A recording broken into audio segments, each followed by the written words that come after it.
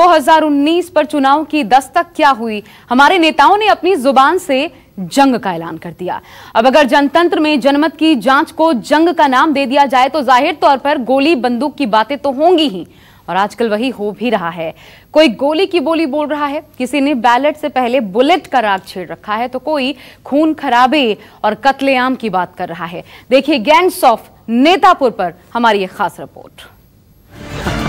ना ये गोली चलावे में पीछे रहते हैं, ना हम गोली चलावे में पीछे रहते हैं। बताओ जरा।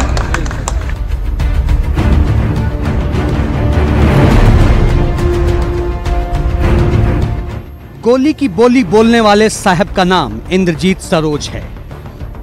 पहले बहन जी के खास सिपहसालार होते थे। इन दिनों भैया अखिलेश की पार्टी में समाजवाद के बड़े सिपाही का रुतबा रखते हैं।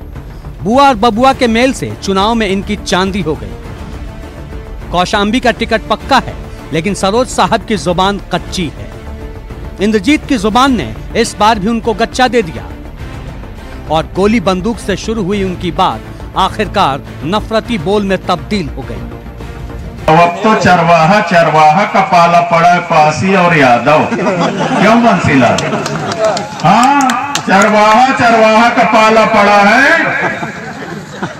ना ये गोली चलावे में पीछे रहते हैं, ना हम गोली चलावे में पीछे रहते हैं। बताओ जरा। कुंडा और बाबागंज की धरती पर किसी माफिया ने हमारे वर्कर को और हमारे ऊपर कोई भी किसी तरह का जो है हमला कराया तो गंगा उस पार आएंगे तो सूखे नहीं आएंगे, गीले चलकर आएंगे।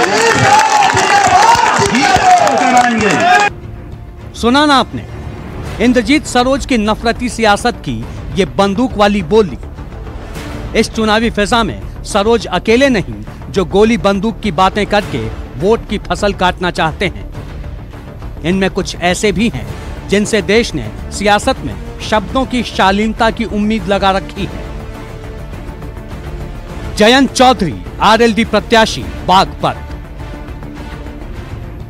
चौधरी चरण सिंह के पोते और अजीत सिंह के बेटे जयंत खुद को किसानों का बड़ा नेता बताते हैं। साहिबजादे के पास लंदन स्कूल ऑफ इकोनॉमिक्स की डिग्री भी है, लेकिन इनको कौन बताए कि सियासत का शब्दकोश किसी डिग्री से नहीं बल्कि संयम से बनता है। जयंत को शायद ये नहीं पता, तभी तो बागपत में एक खास समुदाय के पक्ष में बोलते हुए उन्होंने 23 मई की रात को कत्ल की रात करार दे दिया। होती है, ना जाने क्या हो जाएगा। चुनाव की आखिरी वाली रात को क्या कहते हैं मालूम है? कत्ल की रात। हाँ, जो चुनाव लड़ता है बहुत अनुभवी लोग कहते हैं। जरा सोचिए, जयंत जनतंत्र के सबसे पावन दिन को कत्ल की रात बता रहे हैं। अफसोस चुनाव की चकबंदी के बीच जयंत की जुबान बोलने वाले और भी हैं।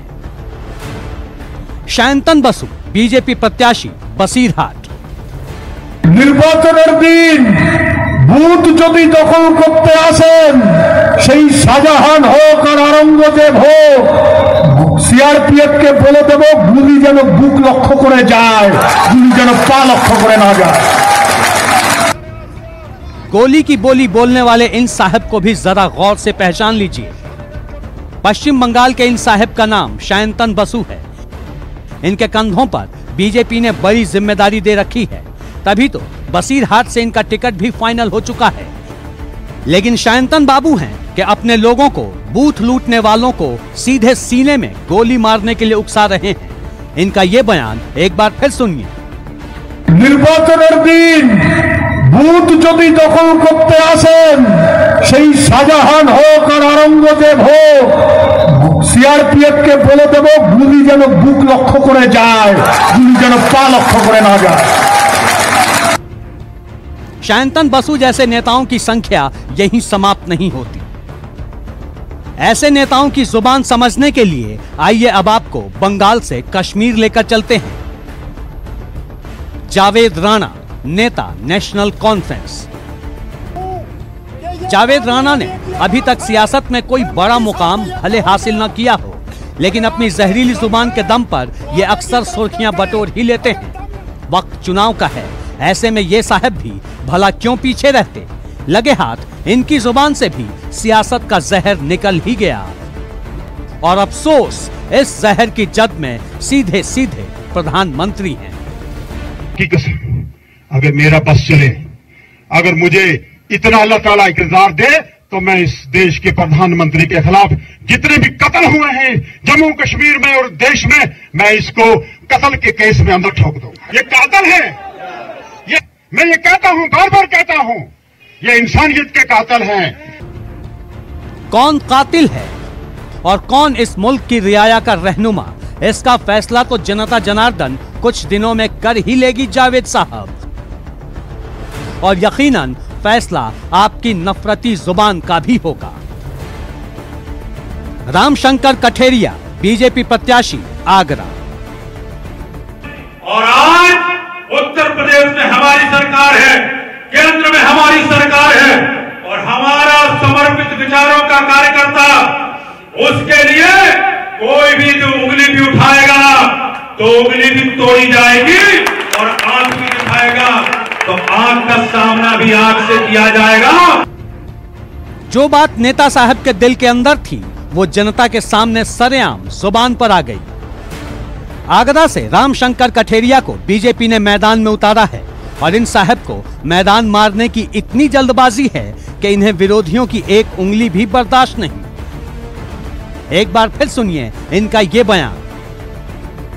और आज उत्तर प्रदेश में हमारी सरकार है, केंद्र में हमारी सरकार है, और हमारा समर्पित विचारों का कार्यकर्ता, उसके लिए कोई भी जो उंगली भी उठाएगा तो उंगली भी तोड़ी जाएगी, और आंख भी दिखाएगा तो आंख का सामना भी आंख से किया जाएगा। आप किस किस की उंगली तोड़ेंगे साहब? आपके मुंह से आपका ही सच सुनने के बाद आपके सियासी इरादों पर ही इतनी उंगलियां उठ रही हैं कि उन्हें देखकर आप गिनती करना भूल जाएं शायद। फारूक अब्दुल्ला, अध्यक्ष, नेशनल कॉन्फ्रेंस। हिंदुस्तान कितने सिपाही हिंदुस्तान के नहीं शहीद हुए छत्तीसगढ़ में? क्या कभी मोदी जी वहां गए उन पे फूल चढ़ाने के लिए? कभी उनके खानदानों से हमदर्दी की? या जितने यहां सिपाही यहां मरे उनके लिए कुछ कहा? मगर वो 40 जो सीआरपीएफ के शहीद हो गए उसका भी मुझे शक है। फारूक अब्दुल्ला भले ही अपनी जुबान से गोली बंदूक की बात न कर रहे हैं, लेकिन इस देश के सिपाहियों की शहादत पर सियासी सवाल खड़े करके इन्होंने अपनी आज तक की राजनीति पर बट्टा जरूर लगा लिया। कि हनुमान जी तशरीफ लाए हैं, उसने बटन दबाया और एक बटन गलत भी दब गया, वहां वो हेलीकॉप्टर गिर गया। उसमें बेचारे 6 हमारे ही एयरफोर्स के जवान शहीद हो गए। चुनाव से पहले अगर आप सभी ने गोली की बोली बोलने का फैसला कर ही लिया है तो याद रखिए जनता जनार्दन के कान भी पूरी तरह खड़े हैं साहब। और जनता गोली की बोली नहीं बल्कि वोट से ऐसी चोट करती है जिसका मरहम किसी हुक्मरान के पास नहीं। Bureau report, news 24।